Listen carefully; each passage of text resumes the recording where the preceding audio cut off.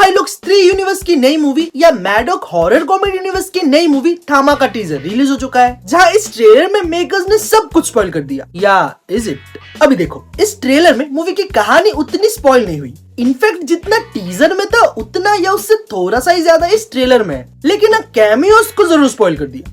चलो एक एक करके बात करते हैं। अभी इस पूरे ट्रेलर में सबसे पहले तो हमें इन वैम्पायर्स के ओरिजिन के बारे में काइंड ऑफ हिंट दिया गया, जहां इन वैम्पायर्स को वेताल बोला जा रहा है, जैसा कि अपने फोकलोर में भी है। और यहाँ पे जो वेताल की स्पीशीज है उनको किसी ने क्रिएट किया है, और प्राइमरीली इनको क्रिएट ही किया गया ताकि वो ह्यूमैनिटी की मदद करे। अभी इस पूरी चीज को लेके मेरी थ्योरी है कि जो ये वेताल वाली पूरी ओरिजिन है वो किसी तरह से जुड़ी हुई है माँ काली और रक्त बीज के साथ, जहाँ इनका ओरिजिन रक्त बीज से हो सकता है। मतलब रक्त बीज के रक्त से यहाँ पे वेताल का जन्म हुआ हो। साथ ही इस ट्रेलर की स्टार्टिंग में हमें जो एक टेम्पल दिखा वो भी यहाँ पे काली माँ का टेम्पल हो सकता है। और साथ ही इसी मंदिर वाली जगह पे जो एक परफॉर्मेंस चल रहा है वो तो फॉर श्योर माँ काली का तांडव है, जहाँ पे ये लोग माँ काली और रक्त बीज के फाइट को परफॉर्म कर रहे हैं। और यहाँ पे ये जो मूर्ति दिखी है वो भी अगेन माँ काली की ही मूर्ति हो सकती है। सो मैं फिर से एक बार बोलूंगा, यहाँ पे ये जो वेताल का ओरिजिन है वो हो ना हो रक्त बीज और माँ काली के साथ ही कनेक्टेड है। फिर हम ट्रेलर में नवाज भाई के कैरेक्टर को देखते हैं, जो यहाँ पे ऑब्वियसली इविल है और वो सबसे ज्यादा पावरफुल बनना चाहता है, जहाँ वो आगे जाके ट्रेलर में बोलता भी है कि उसे सबसे ज्यादा पावरफुल बनना है और वो यहाँ पे थामा बनेगा। सो पॉसिबली यहाँ पे ऐसा हो सकता है, यहाँ पे जो वेताल्स का लीडर है या जो सबसे पावरफुल वेताल है उसको यहाँ पे थामा बोला जाता हो।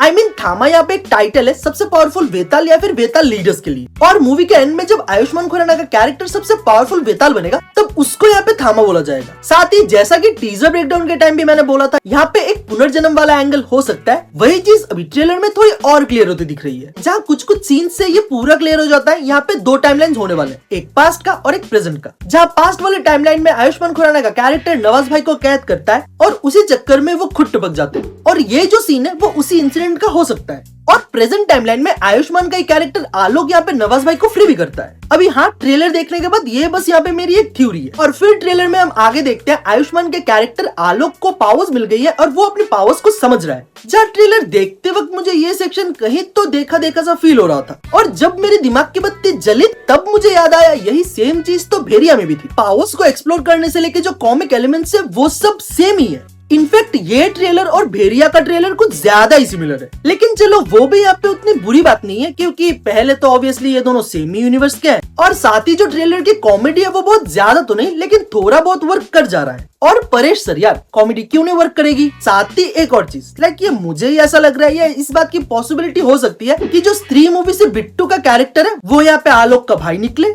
फिर ट्रेलर में आगे आयुष्मान अपने पावर्स का यूज कर रहा है। जहाँ हैरान करने वाली बात यह है कि वो दिन में अपनी पावर्स का यूज कर रहा है। अभी यहाँ पे दो पॉसिबिलिटीज है, या तो वेताल दिन में भी निकल सकते हैं अगर उन पे डायरेक्ट सनलाइट ना पड़े, या फिर यहाँ पे वो लोका मूवी वाला एक्सप्लेनेशन भी हो सकता है। मतलब जो नए वेताल या जो नए वैम्पायर्स बने हैं उनको शुरुआत में सनलाइट से उतनी दिक्कत ना होती हो।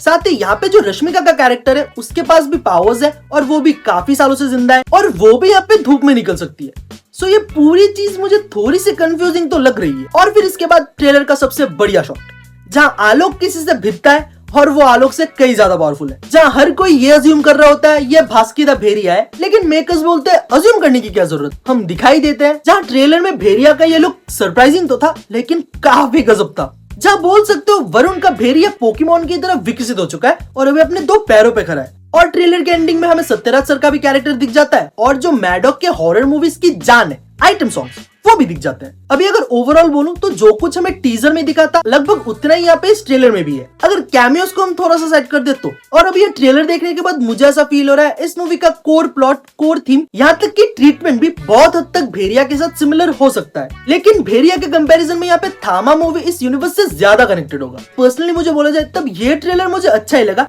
और इस मूवी को लेके भी मैं बहुत एक्साइटेड हूँ। बाकी तुम लोग अपने ओपिनियन कमेंट करके बताओ, साथ ही इस वीडियो को लाइक कर दो, शेयर भी, और हाँ सब्सक्राइब भी, ये तो मस्ट है ना भाई। बाकी मिलते हैं अगली वीडियो में। Till then be safe, be happy.